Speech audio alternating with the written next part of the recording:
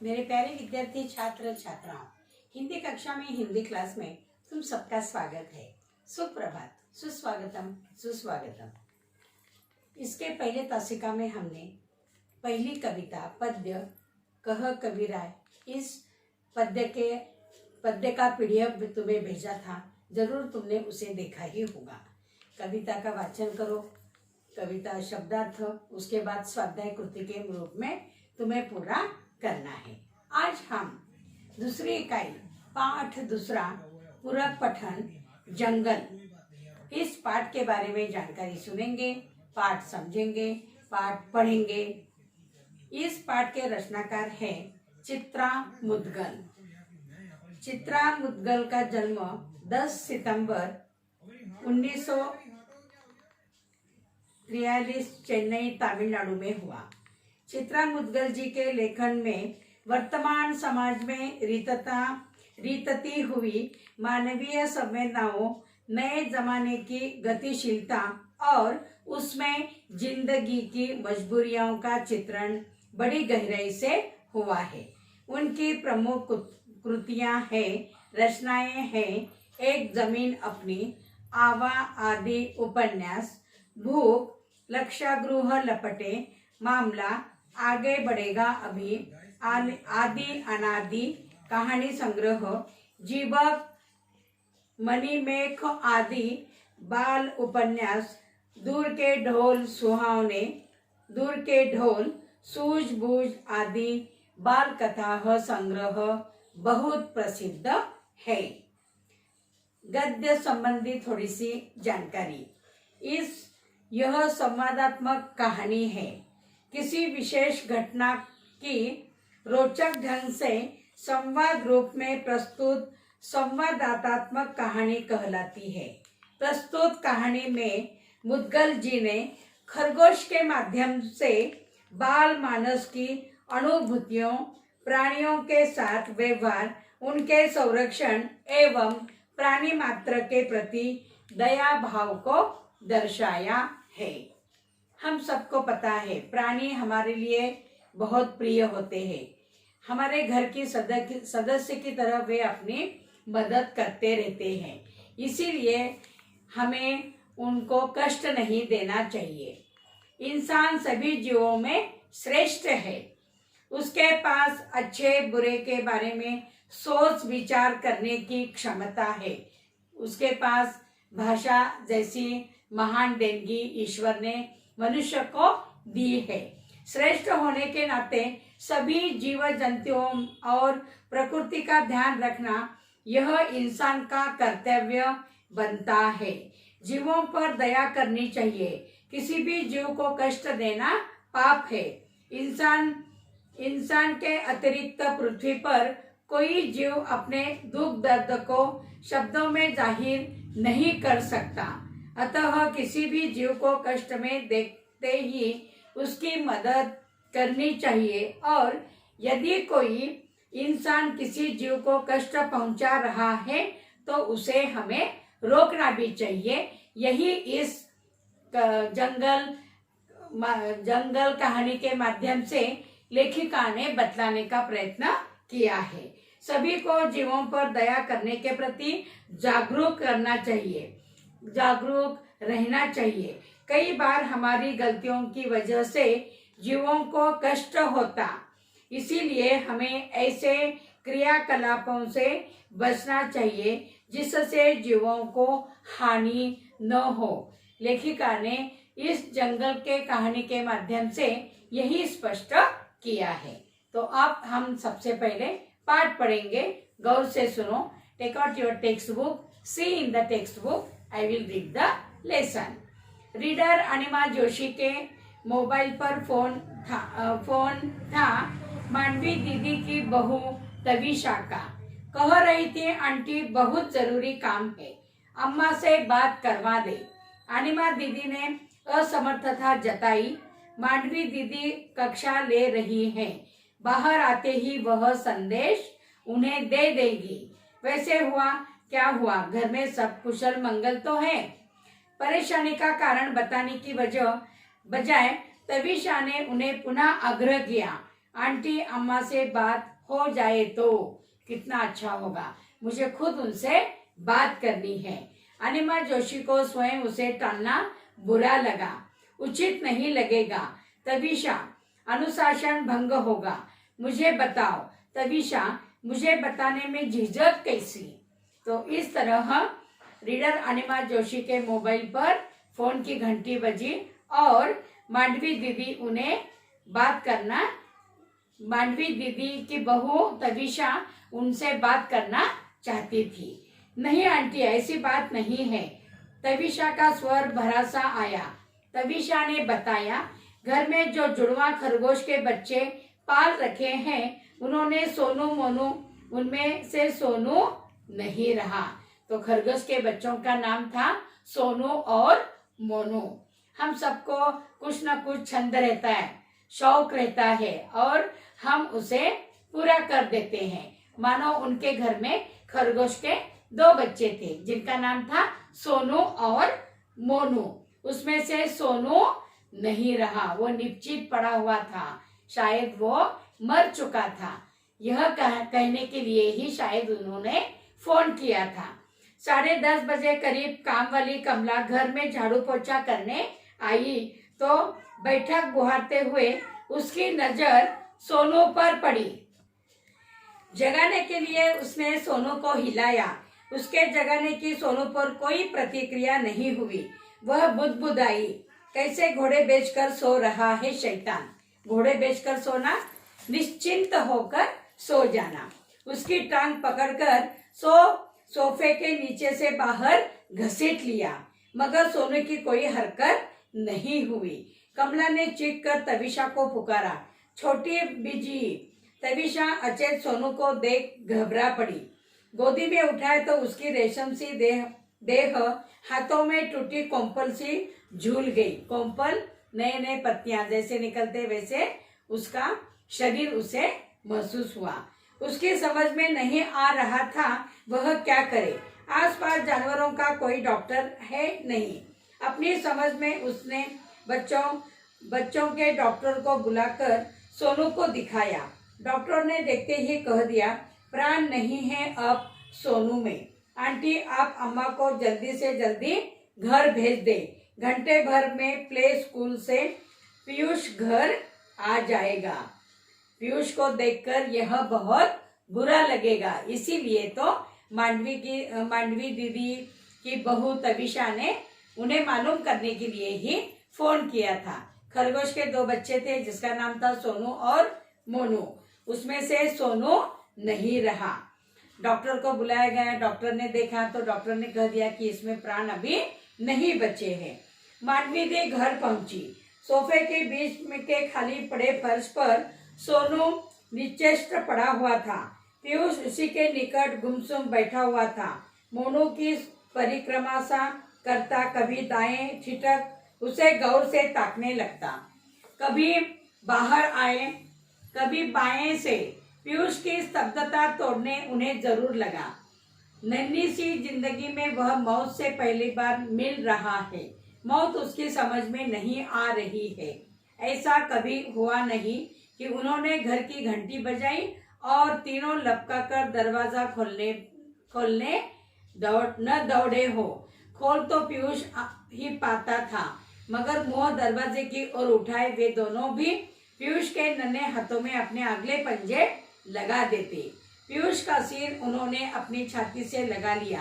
पीयूष रोने लगा, दीदी दीदी, दादी दादी, ये सोनू को क्या हो गया? दादी, सोनू बीमार है तो डॉक्टर को बुलाकर दिखाओ ना उसे। दादी, अम्मी अच्छी नहीं है ना, बोलती है सोनू मर गया। तो छोटे बच्चों का जो मन होता है, यहाँ पर चित्रा मुद्गल जी ने यही बताने का प्रयत्न किया है। वो प्ले ग्रुप में पढ़ता था, जैसे पाठशाला से आएगा, अगर उस सोनू और मोनू में से सोनू नहीं रहा, यह उसे अगर मालूम हुआ तो उसे बहुत बुरा लगेगा। और वो बहुत ही छोटा बच्चा था, उसका दिल बहुत निष्पाप था। तो सोनू मर गया है, इसीलिए वह कहता है कि अम्मा अच्छी नहीं है। वह रुंधे स्वर को साधती हुई समझाने लगती है, रोते नहीं पीयूष, सोनू को दुख होगा। सोनू तुम्हें हमेशा हंसते देखना चाहता था ना। मोनू उनकी गोदी में मुंह सटाए उनके चेहरे को देख रहा है, बिटर बिटर दृष्टि आंसुओं से भरी हुई। जानवर भी रोते हैं। पहली बार उन्होंने किसी जानवर को रोते हुए देखा था। सोनू को हथेली में हल्के हाथों से दबोचकर उन्होंने उसे सीने से सटा लिया। हिचकियां भर रहा था सोनू। काली बदली उनके चेहरे पर उतर आई। अनिमा जोशी के मोबाइल से उन्होंने बेटे शैलेश को दफ्तर में खबर कर देना उचित समझा था। न जाने परेशान तविशा ने शैलेश को फोन किया हो न हो किया हो, शैलेश ने कहा था, ऐसा करे अम्मा, घर पहुंच रही है, आप नीचे सोसाइटी में चौकीदार को कहकर सोनू को उठाकर अपार्टमेंट से लगे नाले में फिकवा देना। तो नाले में उसे फिकवा दो, ऐसा उन्होंने ऑफिस से फोन करके घर पर बता दिया। उन्होंने शैलेश से स्पष्ट कह दिया था कि छुट्टी लेकर वह फौरन घर आ पहुंचे। उनके घर पहुंचने तक पीयूष घर पहुंच चुका होगा। नाले में वह सोनू को हरगिज नहीं फिकवा सकती। पीयूष सोनू को बहुत प्यार करता है। स्थिति से भागने के बजाय उसका सामना करना ही बेहतर है। सोनू को घर में न पाकर उसके अबोध मन के जिन सवालों से पूरे घर को टकराना होगा, उसे संभालना कठिन होगा। जमादार को घर पहुंचते ही वे खबर कर देंगे। उनकी इच्छा है घर के बच्चे की तरह सोनू का अंतिम संस्कार किया जाए। पहुंचता हूँ, शैलेश ने कहा था। उन्होंने पीयूष को समझा दिया था, तुम्हारे सोनू को जमीन पर गाड़ने ले जा रहे हैं तुम्हारे पापा। नन्हे बच्चों की मौत होती है तो उन्हें जमीन में गाड़ दिया जाता है। दादी, उसके दिल में दुख क्यों था? उसे अपने माँ बाप से अलग जो कर दिया गया, किसने किया दादी? उस दुकानदार ने, जिससे हम उसे खरीद कर लाए थे। दुकानदार पशु पक्षियों को बेचता है ना। तुम ही बताओ, माँ बाप से दूर होकर बच्चे दुखी होते हैं या नहीं? होते हैं दादी। मम्मी 4 दिन के लिए मुझे छोड़कर नानू के पास मुंबई गई थी तो मुझे बहुत ही दुख हुआ था। दादी दुख से मर जाते हैं कभी कभी पीयूष। सोनू भी मर सकता है। कैसे हट पकड़ लिया था पीयूष ने। घर में वह खरगोश पालेगा, तोते का पिंजरा लाएगा। तविशा और शैलेश के संग महरौली शैलेश के मित्र के बच्चे के जन्मदिन पर गया था पीयूष। उन लोगों ने मंझोले नीम के पेड़ की डाल पर तोते का पिंजरा लटका रखा था। जालीदार बड़े ही बांकड़े में उन्होंने खरगोश पाल रखे थे। पीयूष को खरगोश और तोता चाहिए और तविशा और शैलेश ने बहुत समझाया। फ्लैट में पशु पक्षी पालना कठिन है, कहाँ रखेंगे उन्हें? बालकनी में। पीयूष ने जगह ढूंढ ली। तविशा ने उसकी बात काट दी और बताना चाहा, पूरे दिन खरगोश बांकड़े में नहीं बंद कर सकते, उन्हें कुछ समय के लिए खुला भी छोड़ना होगा। छोटे से घर में वे भागा दौड़ करेंगे, सुसु चीची करेंगे। उनकी चिट्ठी पेशाब कौन साफ करेगा? दादी करेंगी। दादी पढ़ाने कॉलेज जाएगी तो उनके पीछे कौन करेगा? स्कूल से घर आकर मैं कर लूंगा। तो बच्चे इस तरह से बहाने बनाते अपने घर में पशुओं को पाल रखते हैं। सारा घर हंस पड़ा। सब लोग अब चकित रह गए जब पीयूष ने दादी को पटाने की कोशिश की कि दादी उसके जन्मदिन पर कोई न कोई उपहार देती है। क्यों न इस बार वे उसे खरगोश और तोता लाकर दे दे। निरुत्तर दादी उसे लेकर लाजपत नगर चिड़ियों की दुकान पर गई। पीयूष ने खरगोश का जोड़ा पसंद किया। तत्काल उनका नामकरण भी किया गया, सोनू और मोनू। तो इस प्रकार सोनू मोनू का जन्म हुआ और सोनू मोनू के माता को यहाँ पर लाया गया, यानी खरगोश और खरगोश के दोनों जोड़े। सोनू मोनू के साथ उनका घर भी खरीदा गया। जालीदार बड़ा सा बाकड़ा। उस सांझ सोसाइटी के उसके सारे हमजोली बड़ी देर तक बालकनी में डटे खरगोश को देखते सहते रहे और पीयूष के भाग्य से ईर्ष्या भी करते रहे। उसके पास खरगोश है, खरगोश के बच्चे हैं, तो हम भी क्यों ना उसे पाले। ऐसे उसके दोस्तों को भी लगा। दूसरे रोज भी मोनू सामान्य नहीं हो पाया। पीयू को भी दादी ने प्ले स्कूल भेजना मुनासिब न समझा। पीयू उसका घर का नाम था। पीयूष घर में रहेगा तो दोनों एक दूसरे को देख ढांढस महसूस करेंगे। उन्होंने स्वयं भी कॉलेज जाना स्थगित कर दिया। सुबह मोनू ने दूध के कटोरे को छुआ तक नहीं। बगल में रखे सोनू के खाली दूध के कटोरे को ले रहकर सूंघता रहा। उन्हें मोनू की चिंता होने लगी क्योंकि मोनू भी कुछ खा पी नहीं रहा था, उसका भाई जो मर चुका था। तविशा अपराध बोध से भरी हुई थी। मांडवी दी से उसने अपना संशय बांटा। चावल की टंकी में घुन हो रहे थे।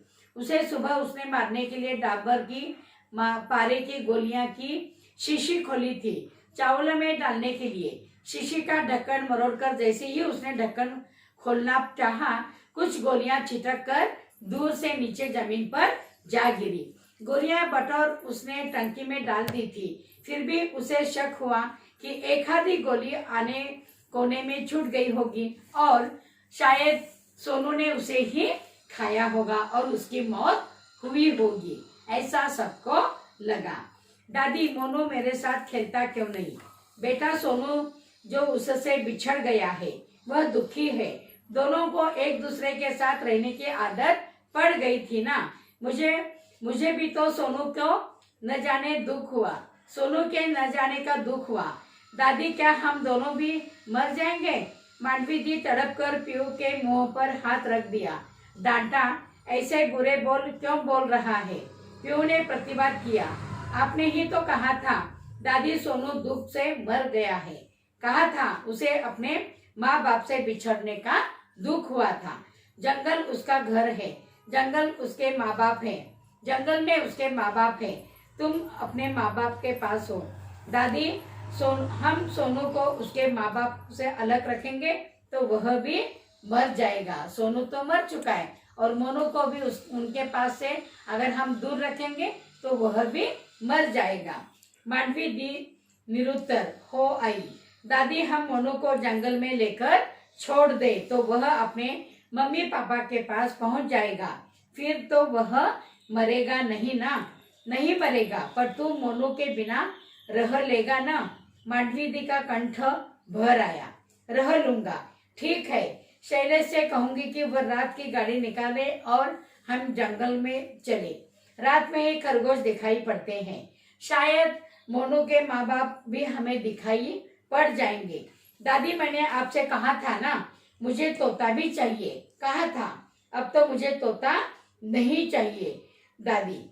मांडवी दी ने पीयूष को सीने से भींच लिया और दनादन उसका मुंह चूमने लगी। तो इस प्रकार छोटे बच्चों का दिल पर क्या गुजर रही थी, यह भी चित्रा मुद्गल जी ने बताने का प्रयत्न किया है। तो